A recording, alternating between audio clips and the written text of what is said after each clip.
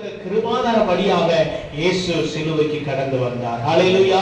அவர் எதற்கு சிலுவைக்கு வரணும் அப்படின்னா, அந்த சிலுவையிலே அவர் ரத்தம் சிந்தப்படணும். ஹல்லேலூயா. அந்த ரத்தம் சிந்துதல் இல்லாமல் மனுஷனுக்கு பாவ மன்னிப்பு இல்லை என்று கிரீடம் உங்களோடு கூட பகிர்ந்து கொள்ள போறது என்னது? முட்கிரீடம். ஹல்லேலூயா. முள் கிரீடம் இயேசுவுக்கு சூட்டப்பட்டது. ஹல்லேலூயா. முள் சூட்டினவராக ஏன் அப்படின்றத நம்ம பார்க்க போறோம். முள்ளை யாருமே விரும்ப மாட்டோம் இல்லையா? முள்ளை யாராவது விரும்ப மாட்டாங்க. முள்ளு காலில் குத்தினா கூட என்ன செஞ்சிருவோம்? அதை பிடுங்கி தூக்கி வீசிடுவோம். முள்ளை யாருமே விரும்புறதே கிடையாது. ஆனா இத முட்கிரீடத்தை விரும்பாதவங்க யாருமே கிடையாது. ஹல்லேலூயா. ஏன் அப்படின்னா, இது இயேசுனுடைய தலையிலே சூட்டப்பட்டபடினால இந்த முட்கிரீடத்துக்கு ஒரு மகிமை வந்து விட்டது. ஹல்லேலூயா. முட்கிரீடத்துக்கு என்ன வந்துருச்சு? மகிமை வந்துச்சு. எப்பொழுது மகிமை? ஆண்டவராகிய இயேசு கிறிஸ்துவின் தலையிலே வந்தபடியினால். ஹல்லேலூயா. அந்த முள்ளுக்கு கூட, தூக்கி வீசப்படுகிற ஒரு முள்ளுக்கு கூட ஒரு மகிமையை தேவன் கொடுக்கிறார். ஹல்லேலூயா. தூக்கி வீசப்பட்ட நம்முடைய வாழ்க்கையை ஆண்டவர் மகிமையாக மாற்றுகிறார். ஹல்லேலூயா. சில பேர் ஏளனமா நம்மளை தூக்கி வீசியிருப்பாங்க இல்லையா? முள்ள போல உதவாத ஆளுன்னு சொல்லி வீசியிருப்பாங்க. ஆனா இயேசு நமக்குள்ள இருக்கும் பொழுது இந்த முள்ளை எப்படி ஒரு கனமுள்ளதாய் மாற்றினாரோ, அதே போல தூக்கி வீசப்பட்ட உங்களுடைய என்னுடைய வாழ்க்கைய ஆண்டவர் கனமுள்ளதாய் மாற்றுகிறவர். ஹல்லேலூயா. ஹல்லேலூயா. அதனால முட்கிரீடத்துக்கு ஒரு மகிமை இருக்குது. ஹல்லேலூயா. முட்கிரீடத்துக்கு எப்படி மகிமை? அந்த மகிமை இயேசுவினால் வந்தது. ஹல்லேலூயா. எனக்கு ஒரு கன மகிமை வந்திருக்குன்னா அது யாருனால வந்ததுன்னா இயேசுவினால வந்தது. ஹல்லேலூயா. உணர்வீங்களா? நம்ம ஒவ்வொரு நாளும் இயேசுவை நம்ம உணர வேண்டும். எல்லா நேரத்திலையும் அவர் நம்மோடு கூட இருக்கிறார் என்பதை நாம் உணர வேண்டும். ஹல்லேலூயா. இப்ப முட்கிரீடம், இன்னைக்கு நான் உங்களோடு கூட பேசுகிறதான ஒரு தலைப்பு முட்கிரீடமா இருக்குது. யோவான் எழுதின சுவிசேஷம் 19ஆம் அதிகாரம் 2ஆம் வசனம் 3ஆம் வசனம். யோவான் 19:2-3. அதுல 1, 2, 3 கூட வாசிங்க. அப்பொழுது பிலாத்து இயேசுவை பிடித்து வாரினால் அடிப்பித்தான். போர்ச்சேவகர் முள்ளுகளினால் ஒரு முடியை பின்னி அவர் சிரசின் மேல் வைத்து சிவப்பான ஒரு அங்கியை அவருக்கு உடுத்தி, யூதருடைய ராஜாவே வாழ்க என்று சொல்லி அவரை கையினால் அடித்தார்கள். ஹல்லேலூயா. ஸ்தோத்திரம். ஹல்லேலூயா. நன்றி ஆண்டவர். பாத்தீங்க அப்படின்னா, இந்த முட்கிரீடம் எதுக்கு இயேசுவுக்கு சூட்டப்பட்டது அப்படின்னா, இயேசு தன்னை ராஜா என்று சொன்னபடினாலே ராஜாவுக்கு கிரீடம் என்ன செய்யும்? வைக்கப்படும். ஆனா இந்த ராஜாவுக்கு என்ன வைக்கப்பட்டிருக்குது? முட்கிரீடம். ஏன் அப்படின்னா, இந்த கிரீடம் கேலி செய்வதற்காக, இவன் தன்னை ராஜா என்று சொல்றானே என்று சொல்லி கிண்டல் பண்ணுவதற்காக, கேலி பண்ணுவதற்காக, அவமானப்படுத்துவதற்காக இந்த முட்கிரீடையை தலையின் மேலே ராஜா என்கிறதோ ஒரு அதிகாரம் உள்ளதை போல கொடுத்து அவர்களை கேலி செய்தார்கள். பாத்தீங்க அப்படின்னா, அப்பொழுது பிலாத்து இயேசுவை பிடித்து வாரினால் அடிப்பித்தான். போர் சேவகர்கள் முள்ளுகளினாலே ஒரு முடியை பின்னி அவர் சிரசின் மேல் வைத்து சிவப்பான அங்கியை ராஜாக்கள் அணிந்து கொண்டு வாங்கிறதை போல ஒரு அங்கியை உடுத்தி என்ன சொல்றாங்கன்னா, யூதருடைய வாழ்க, யூதருடைய ராஜாவே. இயேசுவை யாரும் பரிகாசம் பண்ண முடியாது இல்லையா? அவர் சொன்னாலும் சொல்லாட்டி அவர் ராஜா தான். அவர் யூதருக்கும் ராஜாவு தான், நமக்கும் ராஜா தான், அவர் பரலோகத்துக்கு ராஜா தான். ஹல்லேலூயா. இன்னைக்கு ராஜா மட்டும் இல்ல, ராஜாக்களை ஏற்படுத்துகிற ராஜாதி ராஜாவாக அவர் இருக்கிறார். ஹல்லேலூயா. ராஜாக்களை தள்ளுகிறது அவர்தான், ராஜாக்களை ஏற்படுத்துகிறது அவர்தான், ஒரு மனுஷனை ஜீவனோடு வைக்கிறதும் அவர்தான், ஒரு மனுஷனை இந்த பூமியில இராதபடி அழித்து போடுகிறவரும் அவர்தான். ஹல்லேலூயா. அந்த தெய்வம் நம்மளோடு இருக்கிறார். அந்த தெய்வம் அநேகரை நினைச்சாங்க, இவர் மனிதனாக வந்தபடினால், தெய்வத்தினுடைய மகிமை இல்லாதவராய் நின்றபடினால இந்த இயேசுவை கிண்டல் பண்ணவோ கேலி செய்யவோ, முள்ளை தலையிலே வைப்பதற்கோ, முட்கிரீடத்தை போல ராஜா என்று பரியாசம் பண்ணுவதற்கும் இந்த மனுஷர்கள் இயேசுவை பரியாசம் பண்ணினார்கள். அதோடு கூட நரகத்தின் ஆவியும் பிசாசுகளும் சேர்ந்தது அந்த வேலை என்ன செய்யுது? இதை செய்து. ஏன் அப்படின்னா, இந்த தெய்வத்தை மனுஷனாக பார்ப்பது மட்டுமல்ல, தெய்வத்தன்மையை பார்க்க கூடாதபடிக்கு, பாவ மன்னிப்பை ஜனங்கள் பெற்றுக்கொள்ள முடியாதபடிக்கு இயேசுவை கேலி செய்கிறதாக இருக்கிறது. ஹல்லேலூயா. இயேசு சொன்னார், நான் இந்த உலகத்தை நேசிக்கவும் ஜனங்களுடைய பாவங்களை மன்னிக்கவும் வந்திருக்கிற ராஜா அப்படின்னு சொல்லும் பொழுது யாருமே என்ன செய்ய முடியல, ஏற்றுக்கொள்ளவே. எல்லாம் கிண்டல் பண்றாங்க. இப்ப முள்ளு தலையில என்ன பண்றாங்க, முள்ளுனா சின்ன முள்ளெல்லாம் வைக்கல, அது 6 இன்ச்சு இருக்கிற மாதிரி முள்ள என்ன பண்ணிருக்கிறாங்க, வச்சிருக்கிறாங்க. அது அந்த முள்ள அப்படியே வைக்கும் பொழுது அதை கண்ணை குத்தினது என்று நம்ம சரித்திரம் சொல்லுது. ஹல்லேலூயா. ஒரு கண்ணு சில நேரங்களில் சிலுவைக்கு போற வரைக்கும் ஒரு கண்ணு அவ்வளவு என்ன செய்யல, ஏன்னா அந்த முள் தலையில அப்படியே இறங்கிறது. இந்த முள் கிரீடம் எதற்காக? இந்த முள் எதை குறிக்குது? இந்த முள் பாவத்தை குறிக்குது. ஹல்லேலூயா. நம்முடைய பாவமுள்ள வாழ்க்கை மாறுவதற்காக இயேசு தலையில முட்கிரீடத்தை போல அந்த பாவத்தை அவர் ஏற்றுக்கொண்டார். ஹல்லேலூயா.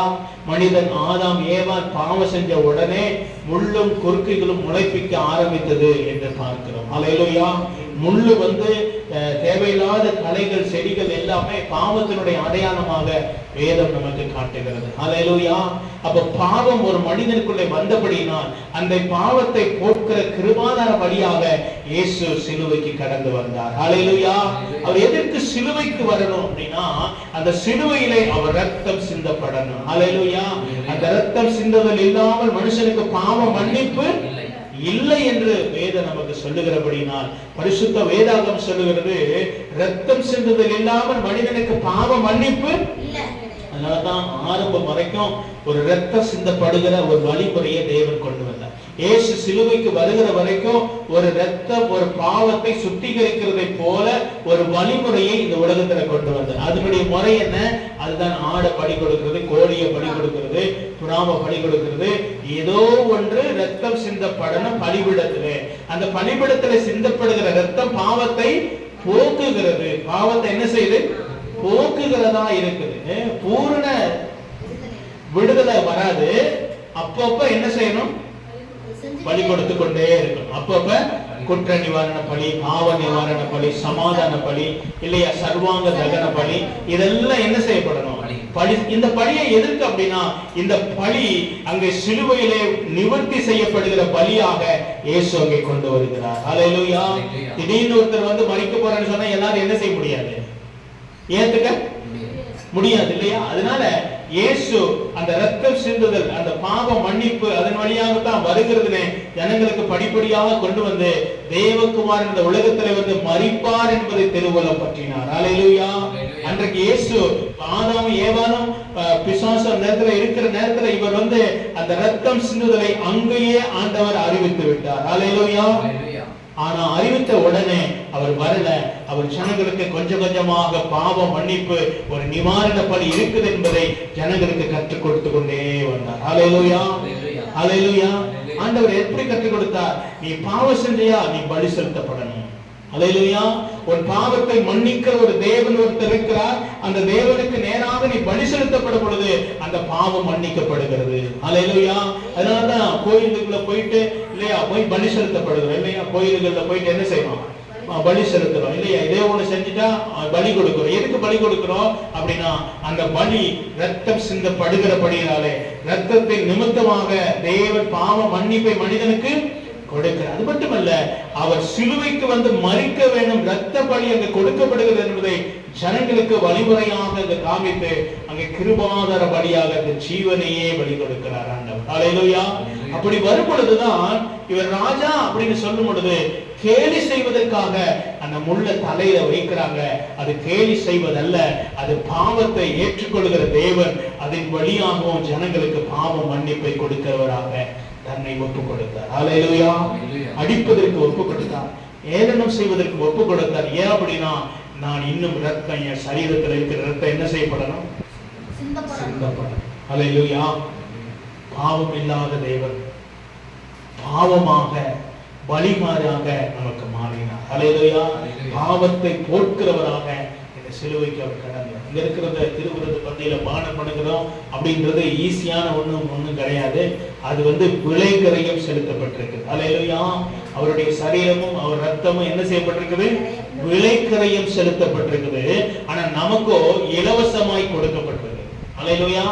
பாவ மன்னிப்பு இலவசம், தேவ சமூகத்துக்கு வருகிறது இலவசம், திருவிருந்து பந்தியில பானம் பண்ணுகிறது இலவசம். ஆனால் அது பயபக்திக்குரியதாக இருக்கும் பொழுது, அது ஏனோ தானென்று நம்ம எடுத்தோம் அப்படின்னா அதுக்கு விலை கிரயம் வேற மாதிரி வந்துடும். அல்லேலூயா. ஏன் அப்படின்னா அவர் கனமுள்ள ஒரு தேவன் அங்கே சிலுவையிலே மரித்திருக்கிறார். அல்லேலூயா.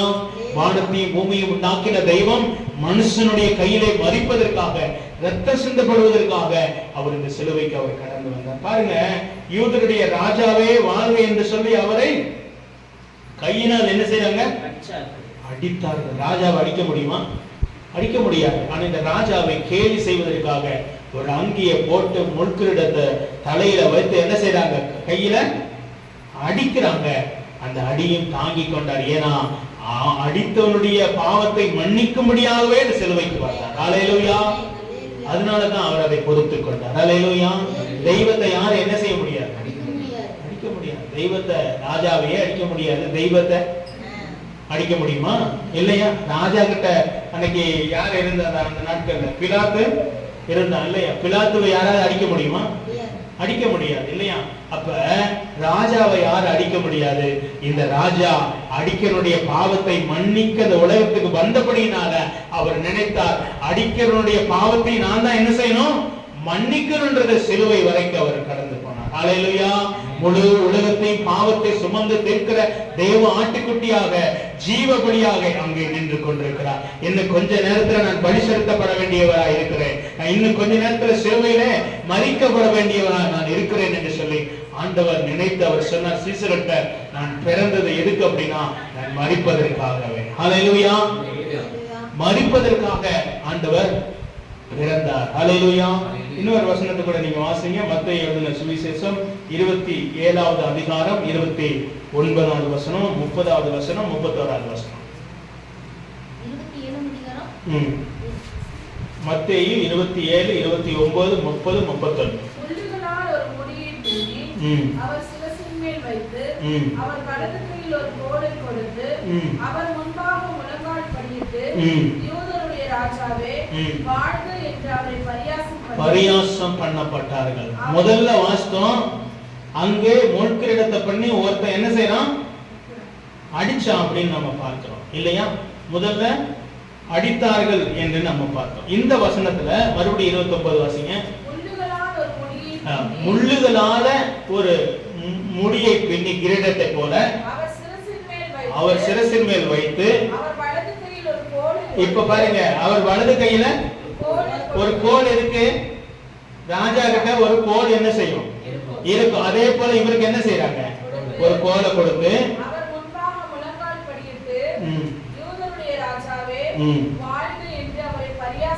பரியாசம் பண்ணப்பட்டார். ஆண்டவராய் இயேசு கிறிஸ்து எப்படி ஒரு முள்கிரீடத்தை சூட்டி ஒரு கோலை கையில கொடுத்து அவருக்கு முன்னாடி முழங்கால் படியிட்டு என்ன செய்றாங்க? பரியாசம் பண்ணப்பட்டார்கள் இயேசு கிறிஸ்துவை. இயேசு கிறிஸ்து அந்த பரியாசம் பண்ணப்பட்டாலும் அங்கே அவனுடைய முழங்கால் இயேசுக்கு முன்பதாக முழங்கினது. அல்லேலூயா. அல்லேலூயா. பிசாசு நினைக்கிறான் பரியாசம் பண்ணுகிறேன்னு, ஆனா அந்த பரியாசத்தையும் நன்மையாய் மாற்றுகிற தேவன். அவன் முழங்கால் படியும் பொழுது இவர் ராஜாவா தான் நிற்கிறார். அல்லேலூயா.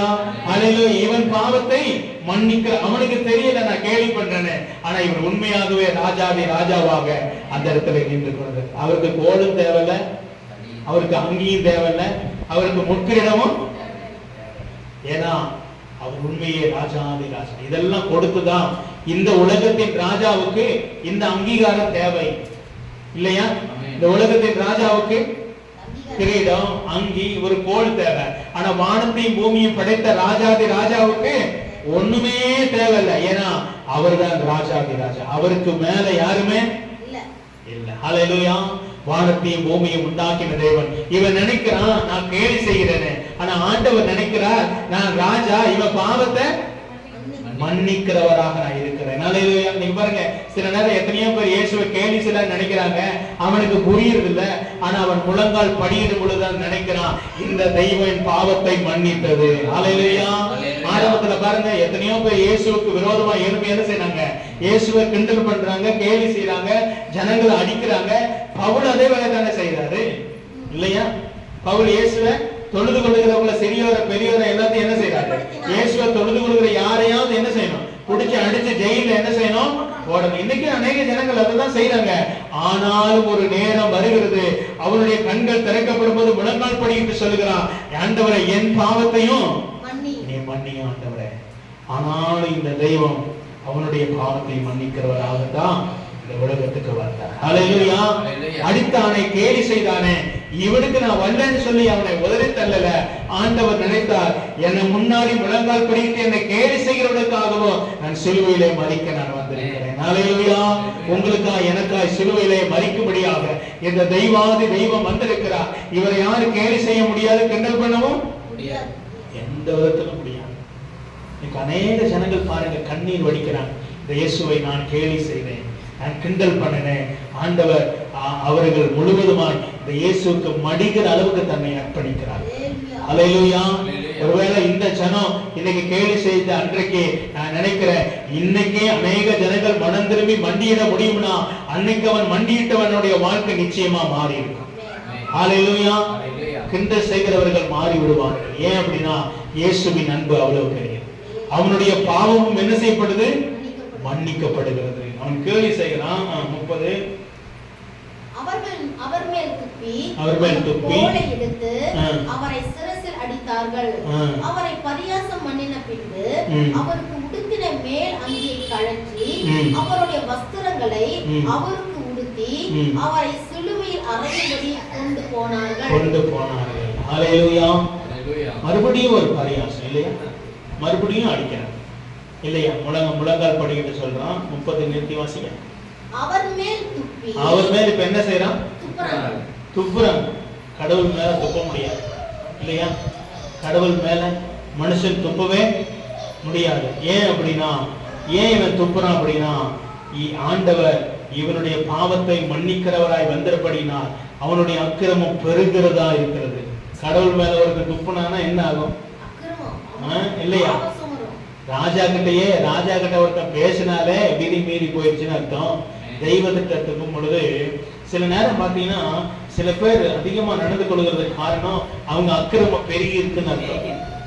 அவங்க அக்கிரமம், அதனாலதான் துன்மார்க்க செயல்ல இன்னும் அதிகமா செய்கிறதுக்கு காரணம். ஆனா ஆண்டவர் பார்க்கிறார், இவனையும் மன்னிக்கும்படியாக தானே நான் வந்தேன் அப்படின்றதுனாலதான் துப்பனவன் தப்பிக்கிறான். ஹல்லேலூயா. வாசிங்க இந்த வசனத்தை.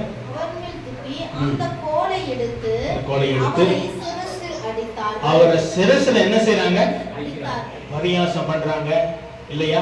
யூதருடைய ராஜாவே பரியாசம் பண்ணி அந்த முள் கிரீடத்துக்கு மேலாக ஒரு குச்சி எடுத்து என்ன செய்றாங்க, அடிச்சா என்ன ஆகுது, அந்த முள் என்ன செஞ்சிடும், இன்னும் ஆழமா. ஏன் அப்படின்னா அந்த ஆழம் போக போக ரத்தம் வெளியேற இயேசுவின் ரத்தம் உலகத்தின் பாவத்தை மன்னித்துக் கொண்டே இருக்குது. ஹல்லேலூயா.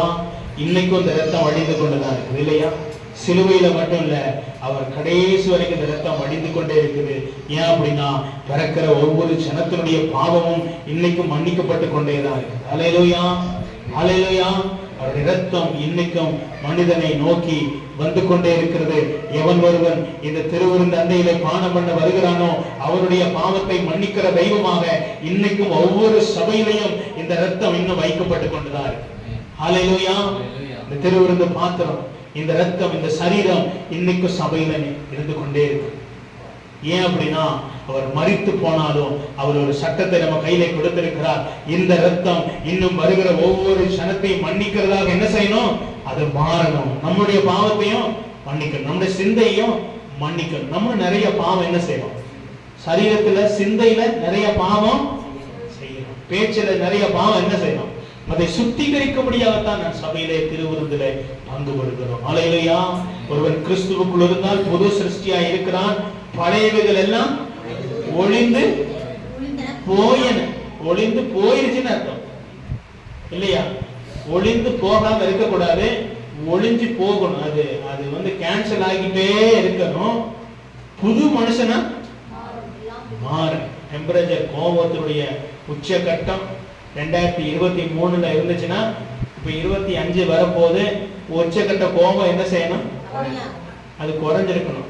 100க்கு மேல இன்னும் தாண்டுதுன்னா இந்த திருவிருந்துல இவ்வளவு காலம் எடுத்ததுல ஒரு பிரயோஜனமும் நம்ம மாறும். ஒருவன் கிறிஸ்துவுக்கு வேதம் சொல்கிறது நம்ம மாறணும் மனிதர்கள். அதனாலதான் நிறைய தருணங்கள் நமக்கு என்ன செய்யறாரு? கொடுத்துட்டே இருக்கிறார். வேதில் வந்து சொல்றாரு, ஆண்டவரே ஒருவன் பாவம் செஞ்சா நான் எத்தனை தடவை மன்னிக்கணும்? ஆண்டவர் என்ன சொன்னாரு? 7:70. அப்ப அவருக்கே தெரிஞ்சிருச்சு நம்ம மனுஷன் சும்மா இருக்க மாட்டான்னு தெரியும். சும்மாவே இருக்க மாட்டான். ஏன் அப்படின்னா இயேசுவிக்கிட்டே சும்மா இருக்கல பாருங்க. ஒருத்தன் அடிக்கிறான், ஒருத்தன் முள்முடிய கொடுக்கறான், ஒருத்தன் குச்சை கொடுக்கறான், ஒருத்தன் மேலங்கிய போடுறான், மறுபடியும் இந்த வசனத்துல மேலங்கிய ஒருத்தன் கலட்டுறான் இல்லையா? பாவம் கொடூரமாய் அவனை ஆளுகிறபடினால இயேசுக்கு முன்னாடி அந்த அளவுக்கு அவன் மாறுகிறான். பிசாசு தான் இயேசுக்கு முன்னாடி என்ன செய்யும்? பயப்படும். இந்த டான்ஸ் எல்லாம் அதுதான் ஆடும். அதை செய்யவும், இதை செய்யவும், அதை பண்ணவும், இதை பண்ணவும். அசுத்த ஆவிகள் இயேசுக்கு முன்னாடி என்ன செய்யுது? இதையும் பண்ண பார்க்குது. ஆனாலும் இயேசு கிட்ட ஒண்ணுமே பண்ண முடியாது. அவரே சொல்றாரு, பிசாசு என்கிட்ட வர்ற அந்த உலகத்தின் அதிபதி என்கிட்ட வந்து எதையாவது கண்டுபிடிக்கிற அளவுக்கு என்கிட்ட ஒண்ணுமே. அவன் செய்யறான் எதையாவது ஆதாயம் அவன்கிட்ட கொடுத்த மாதிரி ஒண்ணு என்ன செய்யலாம், எதையாவது ஒண்ணு கொடுத்து விட்டுருவான்னு பாக்குறான். ஆனா ஆண்டு சொன்னாரு, அவனை காட்டிலும் படைத்த தேவன் வல்லவர். அல்லேலூயா. பிசாசை காட்டிலும் தேவன் ஞானம் உள்ளவர். அவருடைய ஞானத்தை காட்டிலும் சர்வாதிகாரியாக ஆண்டவர் இருக்கிறார். அல்லேலூயா. அவர் இந்த பிசாசை படைச்சவர் அவர் தான் இல்லையா? அப்ப தேவன் எல்லாவற்றையும் அறிந்தவரா. அவன் கையில ஒண்ணு கூட மாட்டல. அவர் போகும் பொழுது சுத்தமுள்ளவராக கடந்து போனார். அல்லேலூயா. பரிசுத்தராக கடந்து போனார். மகிமை உள்ளவராய் கடந்து போனார். எதற்காக வந்தாரோ அதுல ஒரு குறை இல்லாம எல்லாத்தையும் முடிச்சுட்டார். அல்லேலூயா. யாரு மேலே கசப்பு? என்னப்பா கோலை வச்சு அடிச்சாங்களே, கசப்பு இருக்கிற யார் மேலேயாவது? ஏன் சொல்றாரு, யார் மேலையும் கசப்பு. ஏன்னா கசப்பு பிசாசுடைய ஒரு ஆயுதம். எதையாவது ஒன்று பண்ணலான்னு பார்த்து இயேசு என்ன செய்ய பார்க்கிறான்? தடுக்க பார்க்கிறான். இயேசு கோபப்படுவார்னு பார்க்கிறான் இல்லையா? இயேசு யாரையாவது ஏதாவது பண்ணிடுவார்னு பார்க்கிறான். ஆனா அவர் மரிக்கும் போது சொன்னார், எல்லாம் முடிந்தது. நான் எதற்காக சிலுவைக்கு வந்தேனோ அந்த ஜனத்தினுடைய பாவத்தை மன்னிக்கிறவராய் வந்தேன் என்று சொல்லி அதை கடைசி வரைக்கும் செய்து முடித்தார். அந்த கடைசி வரைக்கும் செய்து முடித்ததுதான் பிசாசனுடைய நித்திய மரணமாக மாறிடுச்சு. அல்லேலூயா. அவர் இன்றைக்கும் நடுங்குகிறது ஒரே ஒரு காரணம், இயேசுடைய கல்வாரி சிலுவையின் ரத்தத்துக்காக தான் இல்லையா? பிசாசு துரத்தும் போது ரத்தத்தை உச்சரிச்சோம்னா முடிஞ்சிச்சு இல்லையா? பிசாசு துரத்தும் போது இயேசுவின் ரத்தம்னு சொன்னாலே அவனுக்கு என்ன மாதிரி ஆகியதான் தெரியுமா இல்லையா? புழுவுக்கு மேல அக்னியை போட்ட மாதிரிதான். ஒரு புழுவுல நெருப்பு போட்டா என்ன துடி துடிக்குமோ, பிசாசுக்கு இன்னைக்கும் இந்த இயேசுவின் ரத்தத்தை கண்டா இன்னைக்கும் பயம். அல்லேலூயா. நரகம் கூட இன்னைக்கு நடுங்குது. இயேசுவின் ரத்தத்தை சும்மா உச்சரிச்சா கூட அவனால என்ன செய்ய முடியாது, இருக்க முடியாது. இந்த காதை கேட்க முடியும், இப்படி கொத்திக்கிடுவாங்க காதை. எத்தனையோ பிசாசை நம்ம துரத்திருக்கோம் இல்லையா? துரத்தும் பொழுது இயேசு அப்படின்னாலே போதும். என்ன தெரியும்? சொல்லாதேன்றோம். அக்கினி எரியுது, அப்படி எப்படின்றோம். பாருங்க, அந்த மகிமை எவ்வளவு பெருசு இல்லையா? இந்த மகிமை எவ்வளவு பெருசு. தேவன் ஒண்ணுமே இல்லை, அவரை நம்ம பார்க்க முடியல, ஆனா அவன் அதை உணர்கிறான் இல்லையா? இயேசுவின் ரத்தத்தை நம்ம வாயிட்டு தான் சொல்றோம், அந்த ரத்தம் இங்க ஊற்றப்படுகிறது அவன் உணர்கிறான். அல்லேலூயா. பிசாசு நடுங்குது, நம்ம நடுங்கல. ஏன் அப்படின்னா அவருடைய பிள்ளையினுடைய சுபாவத்தை நமக்கு கொடுத்தபடினால தகப்பன் நம்மோடு கூட இருக்கிறார். அல்லேலூயா. அவன் இருக்கிறனால இல்ல, ஆனா அவன் இயேசுவை கண்டு இன்னமும் நடுங்கிறான். பாதாளம் இன்னும் என்ன செய்யுது? நடுங்குது. இயேசுவின் பேரை கேட்டாலே சும்மா சொல்லுவாங்க, உலகத்தார் வந்து என் பேரை கேட்டா நடுங்குது. அதெல்லாம் நடுக்கவும் செய்யாது, ஒண்ணும் செய்யாது. இயேசுவின் பேரை கேட்டாதான் அண்ட சராசரமும் நடுங்கிடும். அல்லேலூயா. எல்லாம் அவருடைய கட்டுப்பாட்டில் இருக்குது. அல்லேலூயா. கடலை பார்த்து சொன்னாரு, கடலே என்ன செய்யாத, அமைதலாயிரு, இறையாத என்று சொல்லும் பொழுது கடல் அப்படியே. நான் ஒரு கற்பனை பண்ணி பார்த்தேன். இப்ப நம்ம ரோடெல்லாம் எதுல ஓடுதுன்னா, ரோடெல்லாம் இருக்கு இல்லையா, நம்ம ஆடுறதுன்னா இந்த பூமியிலே உருண்டையில தான் நம்ம ஆண்டுகிட்டு இருக்கோம். ஆனா இந்த உருண்டையில தண்ணி ஊத்துனீங்கன்னு வச்சுக்கோங்க, என்ன ஆயிரும்? இப்போ கடல் எதுலதான் இருக்குது? அப்ப எப்படி நிக்கிறது? அவ்வளவு தண்ணியும் நிலப்பரப்பு அப்படி நிலப்பரப்பு இல்லை, ஆண்டவருடைய வார்த்தை. அந்த உருண்டை நீங்க மேல போக போக பாத்தீங்கன்னா பூமி எப்படி தெரியும்? ரவுண்டா தான் தெரியும். ரவுண்ட்ல எப்படி தண்ணி நிக்கும்? இப்படி இப்படி இல்ல. எப்படி நிக்கும்? தண்ணியே ஓடக்கூடியது. தண்ணிக்கு எந்த வடிவமும் கொடுக்க முடியாது. எப்படிப்பட்ட நிலைமையிலேயே தன்னை மாத்திக்கணும். ஆமென். ஆனா மூன்றில் ஒரு பங்கு தான் என்னது? கடல். நிலம் நிலம். நிலம். மீதி எல்லாம் தண்ணி. தண்ணி தான் ஜாஸ்தி. ஜாஸ்தியா இருக்கிற தண்ணி என்ன பண்ணிருக்கணும்? வந்திருக்கணும். ஆனா வரவே அதுக்குள்ளேயே சமாளிச்சுக்குது. எவ்வளவு பெரிய அலை வந்தாலும் அந்த கரை வந்த உடனே எவ்வளவு பெரிய அலையும் என்ன செய்யுது? அந்த கரையில அப்படியே கரைக்கு வரப்பொழுது அது சாதுவா மாறிடும். ஏன் அப்படின்னா இந்த தெய்வம் அதற்கு கட்டளை கொடுத்திருக்கிறார். ஹல்லேலூயா, ஹல்லேலூயா. எவ்வளவு பெரிய அலை அங்க இருந்து பார்ப்பாங்க, எங்க இருந்து வந்திருக்கும் இல்லையா? ஆனா அதுக்கும் இதுக்கும் கொஞ்சம் தூரம் தான் இருக்கும். ஆனா கரைகிட்ட வரும் பொழுது அது அப்படியே காமாயிடும்.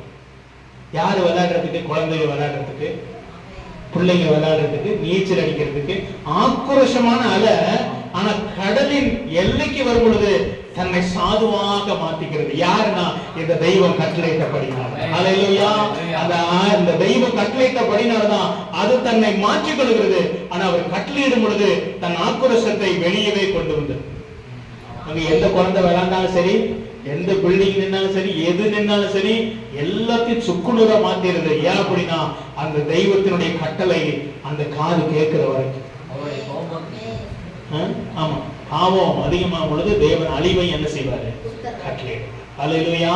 அப்ப இந்த தெய்வம் நமக்காக அவர் கல்வாரி சிலுவைக்கு வந்து அவர் தன்னை ஜீவ பலியாக அவர் ஒப்புக்கொண்டார். இப்ப பாருங்க, முழுக்கிரீடத்தை கொடுத்து தொப்பி இப்ப என்ன செய்யறாங்க? அடிக்கிறாங்க. 36ஆம் வசனம். அவர் மேல் துப்பி அந்த கோலை எடுத்து அவரை சிரசில் அடித்தார்கள். அவரை பரியாசம் பண்ணின பின்பு அவர் உடுத்தின மேலங்கியை கழற்றி அவருடைய வஸ்திரங்களை அவருக்கு குடுத்தி அவரை சிலுவையில் அறையும்படி கொண்டு போனார்கள். ஹல்லேலூயா. எது எப்படி செஞ்சாலும் அவர் வந்த நோக்கம் நிறைவு. ஹல்லேலூயா. பாருங்க, என்னென்னமோ செஞ்சு ரூட்டை மாத்தலாம் தானே. ஏதேதோ செஞ்சு இவ்வளவு செய்யறாங்க. அவர் வந்து அப்படி இல்லை, இப்படி இல்லை, பொய் சொல்றாரு, கடவுள் இல்ல, குமாரன் சொல்றாரு. சரி, அப்படின்னா அதை மாத்தலாம் தானே. ஆனா அவர் வந்ததை நோக்கத்துக்கு நேராவே ஜனங்கள் என்ன செய்யறாங்க? கொண்டு போறாங்க. ஹல்லேலூயா. அப்படின்னா தன் கட்டுப்பாட்டுல தான் எல்லாம் நடந்தாலும் அவருடைய கண்ட்ரோல்ல தான் எல்லாம். ஹல்லேலூயா, ஹல்லேலூயா. சிலுவையில மரிப்பது கூட தேவனுடைய கண்ட்ரோல்ல தான் இருக்கு. ஹல்லேலூயா. எந்த ராஜா நின்னாலும், எந்த மனுஷன் நின்னாலும், எது நின்னாலும் வேற வழியா கொண்டு போயிருக்கலாம். ஆனா பாத்தீங்க அப்படின்னா அவர் எதற்காக வந்தாரோ எல்லாம் இருந்தாலும் மறைமுகமா இந்த நிக்கிறது தேவனுடைய கண்ட்ரோல்ல தான் நடந்தது. ஹல்லேலூயா. இன்னைக்கும் அதே கண்ட்ரோல் தேவனுடைய கண்ட்ரோல்ல தான் இருக்கு இல்லையா? சிலுவைக்கு போகாம வேற ஏதோ புலிகளே தள்ளி விட்டுருக்கலாம், மறிக்காதன்னு சொல்லி இருக்கலாம், எதையோ ஒன்று நடத்திருக்கலாம். ஆனா எல்லாம் சேர்ந்து எங்க போறாங்க? அவங்க சொல்றாங்க, இவங்க எல்லாரும் என்ன சொல்றாங்க? சிலுவையில அறையும். இந்த ராஜா வந்ததே சிலுவையில மறிக்கணும். ஹல்லேலூயா. எல்லாம் வேற கண்ட்ரோல்ல இருக்கிற மாதிரி இருந்தாலும் அசையாதவராய் சாதுவா இருக்கிற கண்ட்ரோல்ல தான் இந்த பிலாத்து இருக்கிறாரு, இந்த மக்களும் இருக்கிறாங்க. இந்த ரோம் அரசாங்கமே யாருடைய கண்ட்ரோல்ல? ஏன் அப்படின்னா இல்லாட்டி மாத்தி இருக்கலாம் இல்லையா? ரூட்டை மாத்தி இருக்கலாமே, இவ்வளவு செய்யறங்க மாத்தி இருக்கலாமே. ஏன் மாத்த முடியல? ஏன்னா தெய்வத்தினுடைய வல்லமை அவ்வளவு. எந்த ஜனத்தினாலும், எந்த ராஜானாலும், யாருனாலும் அவர் போட்டிருக்கிற ரூட்டை என்ன செய்ய முடியாது. இந்த ரூட்டை போட்டவர் மாத்தின ஒண்ணுதான் இந்த ரூட்டை மாத்த முடியும். ஹல்லேலூயா. இது சர்வ வல்லமையின் தேவன். ஹல்லேலூயா. நம்மளோட தெய்வம் நம்மளோட இருக்கிறார். ஆனாம் ஏவாத்தை எப்பயோ சொன்னார். என்ன சொன்னாரு? நான் ரத்தம் சிந்துவேன், நான் மரிப்பேன் என்று சொன்னார். அந்த ரூட் அப்படியே கொண்டு வந்து கடைசி வரைக்கும் செஞ்சாரு. பிசாசனால கூட மாத்த முடியலையே இல்லையா? எந்த கண்ட்ரோல் இல்ல. கண்ட்ரோல் இருக்கிற சாதுவா இருக்கிறதுனாலதான் கண்ட்ரோல் எடுத்தவன் ராஜாவா நிக்க முடியும். ஹல்லேலூயா. ஆனாலும் அவருடைய ரூட்டை மாத்த முடியாது. சிலுவை வரைக்கும் வந்து மறித்தார். அவருடைய நோக்கத்தை அங்கே சிலுவையில அவர் சொன்னார், பிதாவே நான் போறேன், என் பிள்ளைகளுக்காக நான் மறிக்கிறேன், நான் சிலுவையில சிந்தப்படணும். அந்த இடத்தை யாரும் எடுத்துக்க முடியும். கேலி செஞ்சாங்க, கிண்டல் செஞ்சாங்க. ஏன் அப்படின்னா அவன் பாவம் மன்னிக்கும்படியாக அந்த இதுல கூட அவன் முழங்கால் படியிருப்பான் இல்லையா? அந்த இதுல கூட ரத்தம் சிந்தப்படுவதற்கு அங்கே ஜனங்கள் நீக்கிறாங்க. இன்னொரு வசனத்தை கூட நம்ம வாசிக்கிறோம். மார்க் 15:20. அவரை பரியாசம் பண்ணின பின்பு சிவப்பான அங்கியை கழற்றி அவருடைய வஸ்திரங்களை அவருக்கு உடுத்தி அவரை சிலுவையில் அறையும்படி வெளியே கொண்டு போனார்கள். ஹல்லேலூயா. என்ன நோக்கம்னா அவருடைய நோக்கம் தான் அங்க என்ன செய்யுது? நிறைவேறுது. மனுஷன் நினைச்சிட்டாங்க நான் தீர்மானிச்சிட்டேன் இல்லையா? பிலாத்து வந்து சொல்றாங்க இவனை என்ன செய்யலாம், இவனை விடுதலை செய்ய நான் நினைக்கிறேன், இவங்கிட்ட ஒரு குற்றமும் இல்லைன்னு நினைக்கிறேன். ஜனங்கள் சொல்றாங்க இல்லப்பா இவர் என்ன செய்யணும்? சிலுவையில் அறையணும். சிலுவையில் அறையணும்னு யாரு வந்தது? அவரே தான் வந்தார். ஹல்லேலூயா. அவரே தன்னை சிலுவையிலே மரிப்பதற்கு இரத்தம் சிந்தப்படுவதற்கு தன்னை அர்ப்பணித்தாரே ஒழிய யார் கட்டாயத்தின் பேரிலும் அவர் சிலுவைக்கு போகல. ஹல்லேலூயா. அவர் தன்னையே ஜீவ பலியாக ஒப்புக் கொடுத்தார். பிலாத்து சொல்ற ஒரு கூட்டம் தான் விடுதலை பண்ணிடுறேன், அதிகாரம் இருக்குது, இயேசுகிட்டையும் குற்றமும் இல்லை, சிலுவைக்கு போக வேண்டிய அவசியமும் இல்லை. அங்க குற்றவாளி தான் சிலுவைக்கு போவாங்க. அன்னைக்கு அவங்களுடைய மரண தண்டனை கொடுக்கிற ஒரு ஆயுதம் என்னது? சிலுவை. இந்தியாவுடைய இருக்கிற சட்டம் தூக்கு கயிறு இல்லையா? ஒவ்வொரு கண்ட்ரிலையும் ஒவ்வொரு மாதிரி வச்சிருக்கிறாங்க. இயேசு அப்படி போக வேண்டிய அவசியம் இல்லை. ஆனால் தன்னை அதற்கு ஆதாம் ஏவாள் பாவம் செஞ்ச உடனேயே அர்ப்பணித்துக் கொண்டார். ஹல்லேலூயா. ஹல்லேலூயா. யாரும் சிலுவைக்கு இயேசு என்ன செய்ய முடியாது? அனுப்ப முடியாது. இயேசுவை யாரும் கொலை செய்யவும் அதெல்லாம் செய்ய முடியாது. ஏன்னா இவர் தெய்வம். ஹல்லேலூயா. இவர் வல்லமையின் தேவன், இவர் மகிமை நிறைந்தவர். ஹல்லேலூயா. மரித்தவன் எல்லாம் உயிரோட எழும்பிடுவார் இல்லையா? மரித்த லாசரு, மரித்த வாலிபன், எத்தனையோ பேருடைய யாருடைய மகள் இல்லையா, எல்லாம் உயிரோட எழும்பினாங்க. எத்தனையோ வியாதிக்காரர்கள் சுகமடைஞ்சாங்க இல்லையா? எத்தனையோ பேருடைய வாழ்க்கையில நன்மை செய்த தெய்வம் எதற்குனா நான் ரத்தம் சிந்தப்படணும். ஹல்லேலூயா. நான் எங்க ரத்தம் சிந்தப்படணும்? இந்த இடத்துல பிறந்தனால இந்த சட்டம் எங்க போய் ரத்தம் சிந்தப்படுறதுக்கு என்ன வழி? அங்க சிலுவைக்கு என்ன செய்யணும்? சிலுவை கூட இயேசு வந்து மரிச்சனால தான் சிலுவைக்கே மகிமை இல்லையா? இன்னைக்கு சிலுவையை இங்க வச்சிருக்கிறோம். இது ரோம அரசாங்கத்தினுடைய மரண தண்டனை கொடுக்கிற ஒரு சின்ன அவ்வளவுதான்.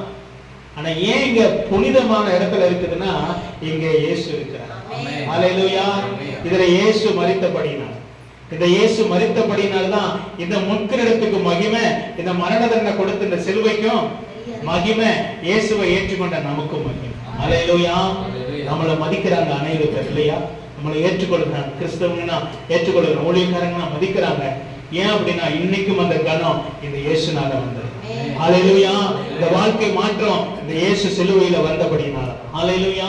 ஆண்டவர் நல்லவராக அவர் இருக்கிறார். இன்னொரு வசனம் யோவான் 19:5 மறுபடியும் வாசிக்கிறீங்களா? யோவான் 19:5. இயேசு முள்முடியும் சிவப்பங்கியும் தரித்தவராய் வெளியே வந்தார். அப்பொழுது பிலாத்து அவர்களை நோக்கி இதோ இந்த மனுஷன் என்றான். பிரதான ஆசாரியரும் சேவகரும் அவரை கண்டபோது சிலுவையில் அறையும், சிலுவையில் அறையும் என்று சத்தமிட்டார்கள். ஹல்லேலூயா. சிலுவையில யார் அறைஞ்சதுன்னா இயேசுவை தேடின ஜனங்கள். ஹல்லேலூயா. யெகோவா தேவனை தேடின அவருடைய ஜனங்கள் தான், ஆசாரியர்கள் தான் இல்லையா? சபையை நடத்துறவங்க தான். யார அறைஞ்சிட்டாங்க? இயேசுவை சிலுவையில. சில நேரம் நம்ம பாவமும் மறுபடியும் இயேசுவை சிலுவையில அரைஞ்சுக்கிட்டே தான் இருக்கிறோம். நீங்களும் சில நேரம் பரியாசம் பண்ணிட்டு தான் இருக்கிறோம். நம்ம கீழ்ப்படியாமை இல்லையா, நம்முடைய அக்கிரமம், நம்ம திரும்ப திரும்ப ஆண்டவர் சொல்றதை கேட்காம நடக்கிறது எல்லாமே பரியாசம். அவரை மறுபடியும் முள்ளில் அடைகிறதுக்கு சமம் தான். அவரை கேலி செய்கிறதுக்கு சமம். பரிசுத்த வாழ்க்கையை பற்றி ஆண்டவர் நம்மளோட சொல்லும் பொழுது இன்னும் பரிசுத்தத்துக்கு அர்ப்பணிக்காம பாவத்துல வாழ்றோம். இன்னும் நம்முடைய சுபாவம் மாறல, பேச்சு மாறல, நிறைய மாறல. இன்னும் அந்த ஜனங்கள் ஆசாரியர்கள் அவங்க எல்லாம் சிலுவையில் அலைய சொன்னதை போல இன்னும் நம்ம இயேசுவை சிலுவையில அரைஞ்சிட்டே தான். ஆனாலும் சொல்றாரு, மகனே இந்த சிலுவையில அறையத்துக்கு நானே தான் வந்தேன், உன் பாவத்தை மன்னிப்பதற்கு. ஹல்லேலூயா. அதனால தான் இன்னைக்கு திருவிருந்து இருக்கு. இந்த திருவிருந்து பாவ மன்னிப்பை மட்டும் கொடுக்கல, நம்முடைய வாழ்க்கையில பலனையும் கொடுக்கும். ஹல்லேலூயா.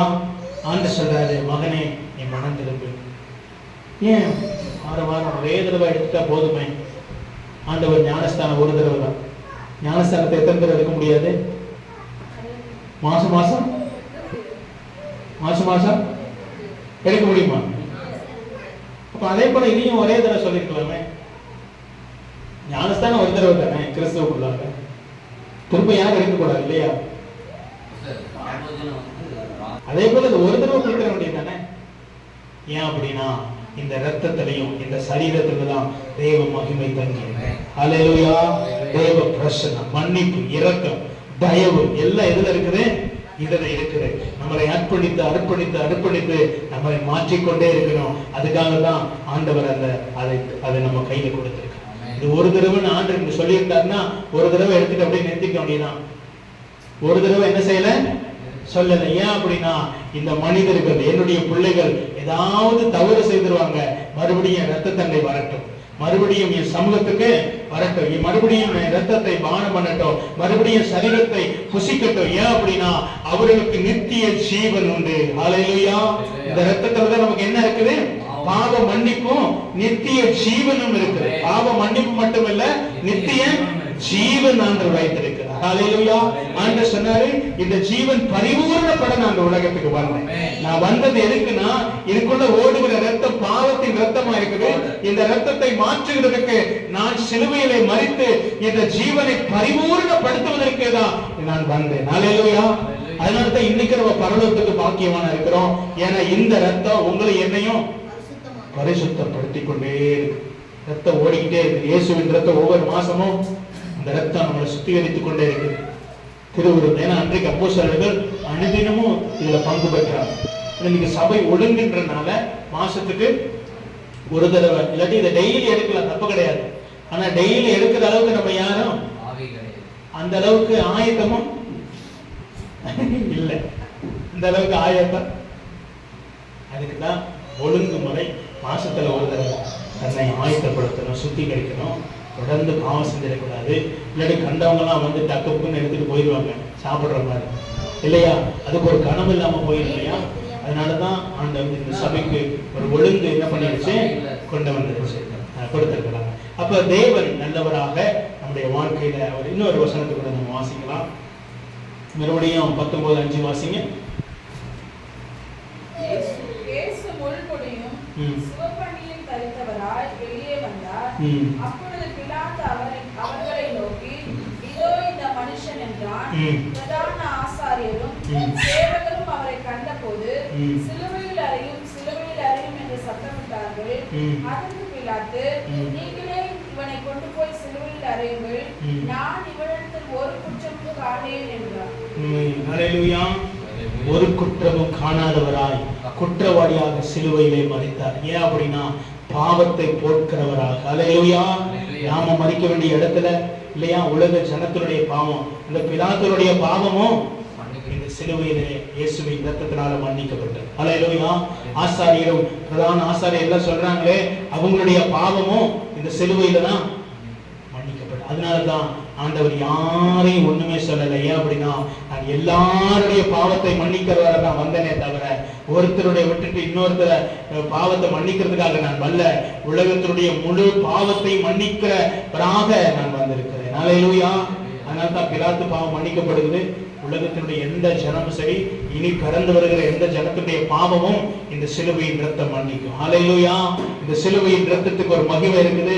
ஏன் அப்படின்னா அது தேவகுமாரன் குற்றம் இல்லாதவருடைய ரத்தம். ஹல்லேலூயா.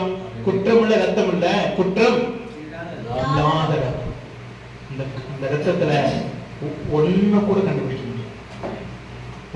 ஒரு இதுல இந்த உலகத்துல ஒரு கறி வச்சிருக்கிறாங்க இல்லையா, ரத்தத்தை எடுத்து பார்த்தா சில பேருக்கு சில டெஸ்ட் பண்ணி பார்த்தோம்னா அதுல ஏதாவது கண்டுபிடிச்சிருக்காங்க இல்ல இல்லையா? தண்ணி குடிச்சிருக்கிறானா, விஷம் குடிச்சிருக்கிறானா, என்ன விஷம் குடிச்சிருக்கிறா, எல்லாம் கண்டுபிடிச்சிருக்காங்க. ஆனா இந்த ரத்தத்தை ஆராய்ச்சி பண்ணீங்கன்னா ஒண்ணு கூட இருக்காது. ஒண்ணே ஒண்ணு இருக்கும். பாவத்தை மன்னிக்கிற வல்லமை இந்த ரத்தத்தை கிடைக்கும். ஹalleluya. இந்த ரத்தத்தை டெஸ்ட் பண்ணா அந்த ரத்தத்துல என்ன இருக்குன்னா மனுஷனுக்கு ஜீவ ஆத்மாவை கொடுக்க தான் முடியும். அவனை நித்தியத்திலே சேர்க்க முடியும். அவன் எப்பேற்பட்ட பாவமா இருந்தாலும் அந்த பாவத்தை மன்னிக்கிற அந்த ரத்தம் மட்டும் அந்த ரத்தத்துல இருக்குது. ஹalleluya. அந்த ரத்தத்துல என்ன இருக்குன்னா எவ்வளவு பெரிய பாவம் சரி, என்ன பாவினாலும் சரி, அதை மன்னிக்கிற ஒன்னே ஒண்ணு அதுக்குள்ள தெரியும். வேற ஒண்ணுமே அந்த ரத்தத்துக்கு தெரியாது. அந்த ரத்தத்துக்கு ஒண்ணும் தெரியாது. கை களமா புடிச்சிட்டு வந்த விபச்சாரியானவருடைய பார்க்கும் பொழுது ஆண்டு சொன்னாரு, உனக்குள்ள இந்த பாவம் இருக்குது, நான் உன்னை மன்னிச்சிட்டேன், இனி பாவம் செய்யாது. ஏன்னா ஆல்ரெடி அந்த உள்ள இந்த ரத்தம் என்ன ரத்தம்? பரிசுத்தம், மன்னிப்பு கொடுக்கிற ரத்தம். அந்த ரத்தத்துல என்ன இருக்குது? பாவத்தை கொடுக்கிற மன்னிப்பு. ஒரு சிலுவையில மரிச்சனால மட்டும் இல்ல, மரிப்பதற்கு முன்பதாகவே அந்த ரத்தம் எப்படிப்பட்ட ரத்தம்? பாவத்தை மன்னிக்கிற ரத்தம். ஹalleluya. அதனால ஆதாம் ஏவாளையும் கர்த்தர் மன்னிக்கிறவராய் இருந்தார். ஹalleluya. ஆல்ரெடி இங்க சிலுவையில வந்தனால இல்ல, அதுக்கு முன்னாடியே உள்ள என்ன செய்யுது? மன்னிக்கிற ஓடிட்டே இருக்குது உள்ள இருந்து. என் பாவம், என் மனுஷனை மன்னிக்கிறேன், என் பிள்ளைகளை மன்னிக்கிறேன், என் மகளை மன்னிக்கிறேன், மகனை மன்னிக்கிறேன், மன்னிக்கிறேன், மன்னிக்கிறேன்.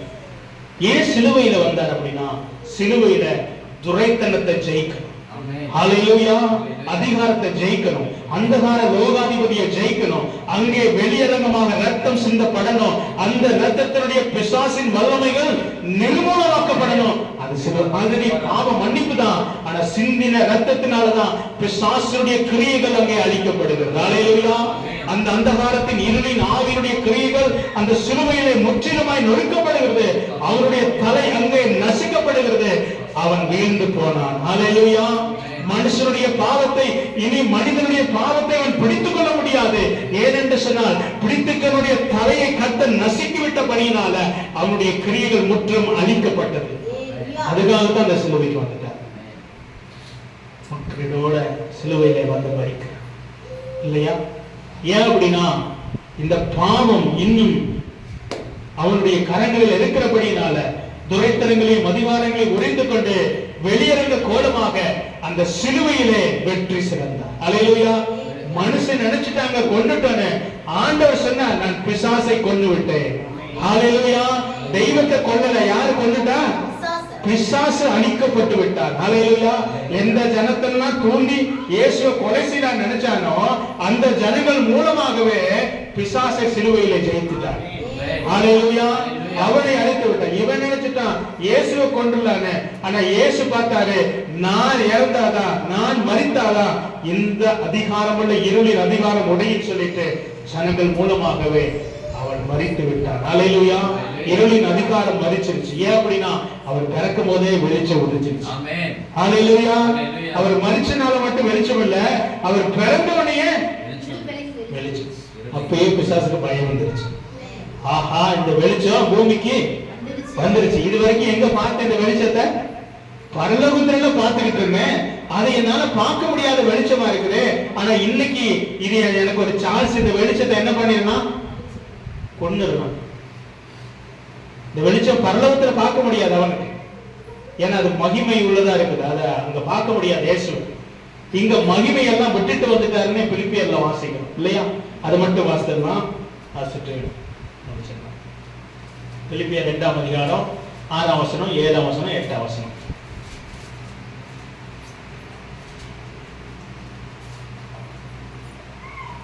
அவர் தேவனுடைய ரூபமாய் இருந்தும் தேவனுக்கு சமமாய் இருப்பதை கொள்ளையாடின பொருளாக எண்ணாமல் தம்மை தாமே வெறுமையாக்கி அடிமையின் ரூபம் எடுத்து மனுஷ சாயலானார். அவர் மனுஷ ரூபமாய் காணப்பட்டு மரண பரியந்தம், அதாவது சிலுவையின் மரண பரியந்தமும் கீழ்ப்படிந்தவராகி தம்மை தாமே தாழ்த்தினார். தம்மை தாமே எது வரைக்கும்? மரண பரியந்தம், சிலுவை வரைக்கும். ஹalleluya. சிலுவை வரைக்கும் அவருடைய நோக்கம், அவருடைய கோல் எங்க இருக்குது? சிலுவையில மரிக்கிறார். அது வரைக்கும் தன்னை தாமே தாழ்த்தினார். மனுஷ ரூபமாய் அடிமையின் ரூபம் எடுத்து மனுஷ சாயலானா, தேவ சாயல் அல்ல, மனுஷ சாயலாக. அதுக்காக தேவ காரியம் இல்லைன்னா அவர் தேவனாகவும் இருக்கிறார், மனிதனாகவும் அவர் இருக்கிறார். பிசாசு நினைச்சான் அதை கொண்டுடலாம், அழிச்சிடலாமே, ஆனா ஆண்டவர் பார்த்தாரு, நான் இந்த சிலுவையில அவனுடைய தலை நசுக்கப்படணும். அல்லேலூயா. ஏன்னா அது அங்கே கொடுத்தது. ஆதியாகமத்திலேயே வானத்தை பூமியை படைக்கும் போது ஆதாம் ஏவாளோடு பிசாசுக்கு சொன்னது, அவர் உன் தலையை நசுக்குவார் அப்படின்னு சொல்லப்பட்டபடினாலே அன்றைக்கு சிலுவையிலே அவனுடைய தலை நசுக்கப்பட்டது. அல்லேலூயா. அதனாலதான் இன்னைக்கு துரத்தப்படுவது பிசாசுகள் ஏன் ஓடுது? ஓடுது ஏன் அப்படின்னா அவன் தலை நசுக்கிறது மட்டுமல்ல, அவனுடைய உரிமை அத்தனையும் பறிக்கப்பட்டுருச்சு. அல்லேலூயா. அவன் நம்ம மேல உரிமை செலுத்தவே முடியாது. யார் செலுத்த முடியும்னா ஜீவனுள்ள தேவன் தான் செலுத்த முடியும். அல்லேலூயா. உங்களை என்னையும் ரட்சிப்பதற்காக இந்த முற்கிரீடத்திற்கு மகிமையாக இன்னைக்கு இந்த உலகத்திலே கடந்து வந்த பாவத்தை மன்னிப்பை நமக்கு கொடுத்திருக்கிறார். அல்லேலூயா. பாவ மன்னிப்பை பெற்றுக்கொள்வோம். மறுபடியுமாய் நம்முடைய வாழ்க்கை மாறட்டும். அதே பாவத்திலே பரிசுத்தத்திலே வாழ்வோம். பாவத்திலே வாழாதபடி ஒவ்வொரு நாளும் தன்னை மாற்றிக்கொள்ளணும். அல்லேலூயா. நேரா திருவிருந்துக்கு நேராக நம்ம கடந்து